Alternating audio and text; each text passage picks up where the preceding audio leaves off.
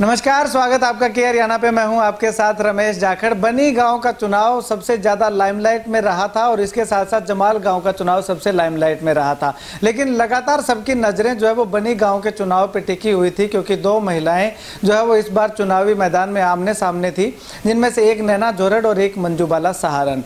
तो लगातार जो है वो कांटे की टक्कर का मुकाबला हमें देखने को मिल रहा था। तो इसमें आज आपको पूरी अपडेट हम आपको देंगे कि आखिर कौन चुनाव जीता और सरपंच प्रत्याशी जो सरपंच बने हैं उनसे भी बातचीत करेंगे। तो चलिए, आपको अब इंतजार नहीं करवाऊंगा, उससे पहले मैं आपको बता देना चाहूंगा कि नैना जोरड़ जो कि बनी गांव की सरपंच का चुनाव जो है वो जीत चुके हैं और 68 वोटों के मार्जिन से, यानी कि काफ़ी कांटे की टक्कर हमें देखने को मिल रही थी और अंत तक जो है वो कांटे की टक्कर लगातार बरकरार रही।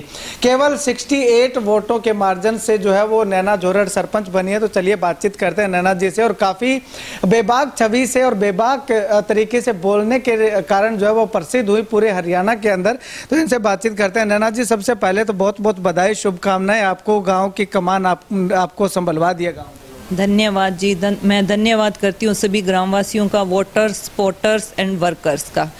और ये मेरी जीत नहीं, सबकी जीत है। ठीक है नैना जी, अब अगर बात करें तो चुनाव आप जीत चुके हैं, सरपंच आप बन चुके हैं, तो आगे आने वाले समय में आपकी प्रायोरिटियां जो है वो क्या, प्राथमिकताएं क्या क्या रहेंगी? हमारी प्राथमिकताएं जो वो 13 घोषणा पत्र में जो 13 चीज़ें वो प्रमुखता से पूरी करनी है, और उसके अलावा कोई ज़रूरत का काम जो पहले करना होगा वो पहले करेंगे। ठीक है। गांव के लोगों को, क्योंकि जब सरपंच बनते हैं और चुनाव जब होता है तो वाद विवाद जो है वो लगातार बना रहता है, एक दूसरे के साथ नाराजगियां भी होती हैं, तो उसको लेकर के क्या प्राथमिकता रहेगी कि भाईचारा ना बिगड़ेगा? मैं यही अपील करती हूँ कि भाईचारा खराब ना करे। सभी गांव में रहने वाले एक परिवार की तरह होते हैं, परिवार के सदस्य की तरह होते हैं। आपस में भाईचारा कायम रखें। चुनाव आते जाते रहेंगे, चुनाव तो निकल गया। ठीक है, हमें एक ही गांव में रहना है, आगे भाईचारा ही काम आएगा। हाँ जी। ठीक है।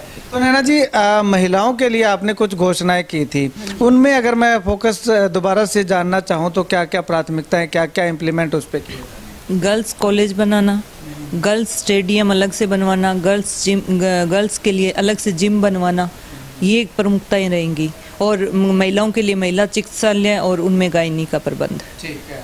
चुनाव को लेकर के अगर जानना चाहें तो, क्योंकि काफ़ी कशमकश जो है वो लगातार चल रही थी, तो आपको कब आइडिया हो गया था कि आप चुनाव जीत रहे हैं, या अंत तक सस्पेंस ही बरकरार था? अंत तक सस्पेंस था जी। मैं कभी ये नहीं, मुझे पता था कि कांटे की टक्कर है, तो मैं आप सामने वाले को कभी कमज़ोर नहीं समझना चाहिए, तो मैं श्योर नहीं थी। मेरे को तो बस जब डिक्लेयर हुआ तभी पता चला कि हाँ, मैं जीत गई हूँ। ठीक है। एक चर्चा ये भी चल रही थी बीच में कि 500 वोटों की आपकी बढ़त है, 496 वोटों की भी चर्चा चली थी, उसके बाद में 350 वोटों पे भी आई थी। तो उस समय कैसा लग रहा था, कितने मार्जिन? मैंने इन सब बातों पे यकीन नहीं किया। मेरे को लग रहा था, क्योंकि ऐसा नहीं हो सकता, काफ़ी कांटे की टक्कर थी। ठीक है।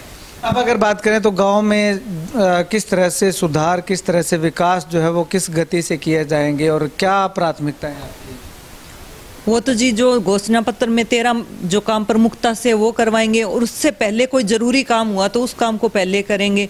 और मैं ये कहना चाहूँगी कि मेरा किसी के साथ कोई रंजिश नहीं है। वो भी मेरे चुनाव में जो आरोप प्रत्यारोप लगते रहते हैं एक दूसरे पे, वो भी मेरे लिए एक परिवार की तरह ही हैं। वो भी हमारे दोस्ताना रिश्ते हैं, उनके साथ कोई वैसे नहीं है। उनके पास 15 साल का एक्सपीरियंस है, मेरे पास तो फर्स्ट टाइम हूँ, कोई एक्सपीरियंस नहीं है, तो मैं उनका सहयोग लेके ही गांव का विकास करूंगी। यानी कि उनका एक्सपीरियंस भी आपके कहीं ना कहीं काम आएगा। हाँ जी, उनका एक्सपीरियंस, क्योंकि उनके उन्होंने भी, उनको बुरा नहीं कह सकते, उन्होंने भी काफ़ी अच्छा किया। ठीक है, ठीक है। क्योंकि आप भी अच्छी खासी मजबूत स्थिति में हैं, घर से पारिवारिक स्ट्रक्चर आपका कोई ढीला नहीं है, अच्छा मजबूत है, तो अपने निजी कोष से भी कुछ सहायता गाँव? हाँ जी, गरीब परिवार की बच्चियों की शादी में 5100 रुपये निजी कोष दिए जाएंगे। हाँ जी, हाँ जी। नशे का लगातार चलन चल रहा था और आपने भी अपने चुनावी मुद्दे में नशे को सबसे अहम रखा था, तो उस पर किस तरह से फोकस आपका? यही है जी कि नशा मुक्ति केंद्र यहीं खोलना, अच्छी दवाइयाँ, अच्छे डॉक्टर्स उपलब्ध करवा के मतलब युवाओं को नशे की लत से बाहर निकालना, और गांव में ही रोजगार पैदा करना, ताकि उनको रोजगार की तरफ मोड़ा जा सके, खेल कूद में उनका रुझान पैदा किया जा सके, और नशे की तरफ उनकी से लत छुड़ाई जा सके उनकी। एक मैं सभी से ये कहना चाहती हूँ कि मेरी ये जो जीत है ये सभी ग्रामवासियों की मतलब वोटिंग के कारण हुई है। मैं किसी के साथ कोई भेदभाव नहीं करूंगी कि इसने वोट दिया या इसने नहीं दिया, किसी के साथ मेरी कोई रंजिश नहीं है। सबको साथ लेके सबके सहयोग से मैं गांव का विकास करूंगी और सबका मैं तहे दिल से आभारी हूँ कि उन्होंने मेरे को विजयी बनाया। आपने एक ये कहा था कि लड़ झगड़ करके आप ग्रांट लेके आएंगे, काफ़ी वायरल भी हुआ था वो आपका वीडियो जो है, तो वो जो सिस्टम है वो जारी रहेगा या फिर बिना लड़े झगड़े जो है वो ग्रांट लेके आ सकते हैं? जी, ग्रांट जैसे भी मिलेगी अपने गांव के लिए लेके आऊंगी, चाहे उसके लिए लड़ना झगड़ना पड़े, चाहे शांति से मिले, चाहे कैसे भी मिले, ग्रांट तो लेके आनी है। हाँ जी। अंत में लोगों को क्या संदेश देना चाहेंगे, क्या मैसेज कि चुनाव के लिए अपना माहौल खराब ना करें, भाईचारा कायम रखें। सभी से मेरी किसी से के साथ कोई रंजिश नहीं है, सभी मेरे परिवार के सदस्य के जैसे हैं, सभी की जीत है, मेरी जीत नहीं है।